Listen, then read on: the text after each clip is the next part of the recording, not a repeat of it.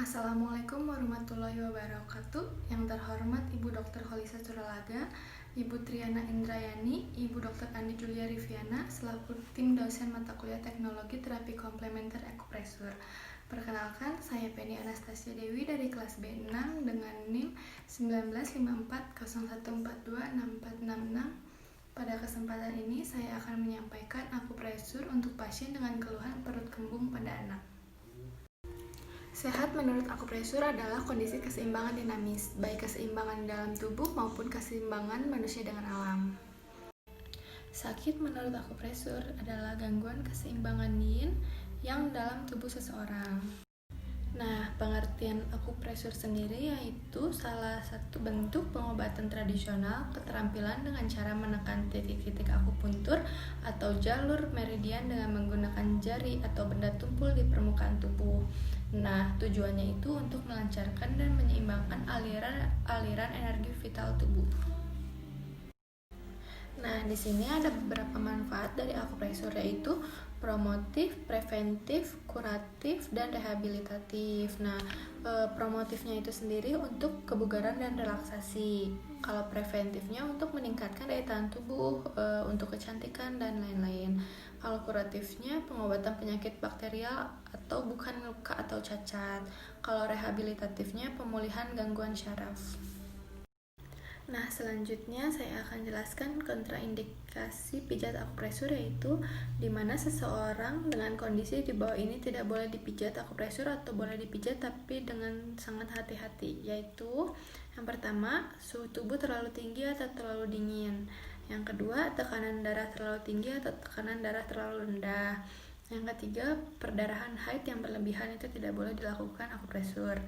Yang keempat, kasus infeksi berat. Yang kelima, kerusakan katup jantung dan endokarditis.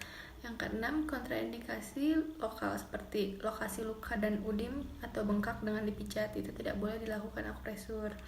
Yang ketujuh, kehamilan. Titik tertentu dapat menginduksi kelahiran bayi atau pengguguran bayi. Nah, sebaiknya kalau yang hamil itu tidak boleh melakukan akupresur di bawah umur kehamilan 37 minggu. Itu tidak disarankan. Yang kedelapan, pasien dalam keadaan kelaparan atau kekenyangan itu tidak boleh dilakukan akupresur.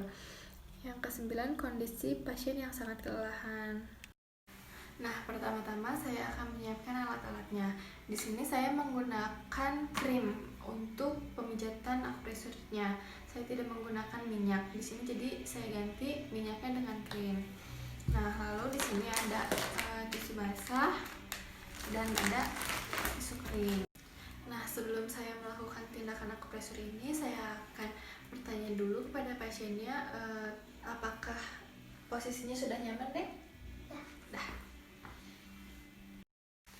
Nah, di sini sebelum saya melakukan tindakan akupresur, saya akan menanyakan dulu dan mengkaji keluhan pasiennya terlebih dahulu. Nah, Adek, keluhannya apa?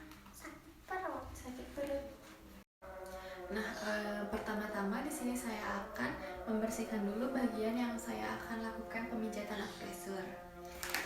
Sebelumnya saya bersihkan dengan tisu basah lalu dikeringkan dengan tisu kering.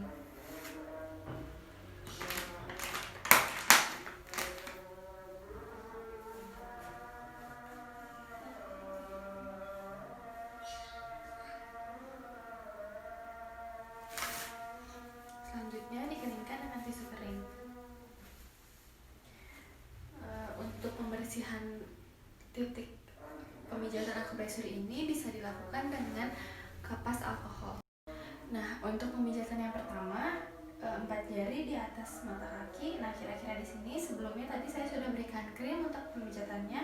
Nah, di sini di bawah tulang ditekan titik ini beberapa kali sampai sekiranya rasa nyeri pada anaknya berkurang.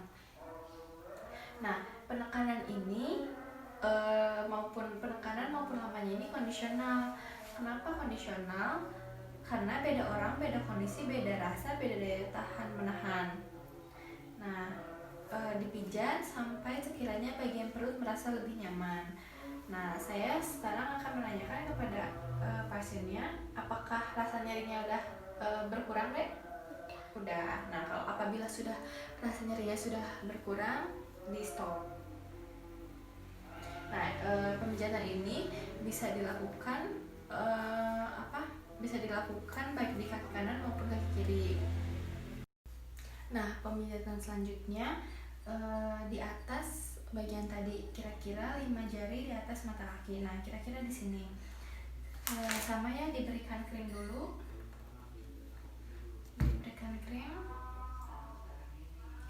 Pemijatannya penekanannya sama seperti tadi kondisional.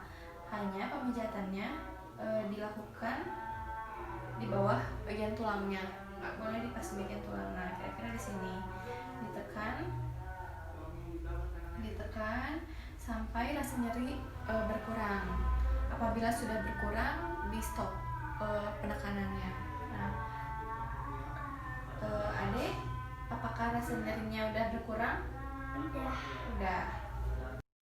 Nah, apabila rasa nyeri pada bagian perutnya sudah berkurang dan rasa perutnya agak sedikit lebih lega, kita pindah pemijatan akupresurnya ke bagian perut. Nah, penekanan akupresur selanjutnya di bagian perut, di atas pusar. Ya, bagus. Dipegang dulu ya deh bajunya ya. Sebelumnya saya ini dulu, saya kasih krim dulu. 4 jari di atas pusar. Kira-kira di sini.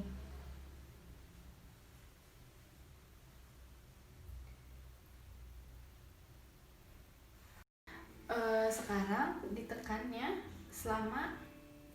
hanya selama 5 detik. 1, 2, 3, 4, 5. Nah, penekanan di bagian 4 jari di atas pusat tadi diulangi lagi selama 5 detik lagi.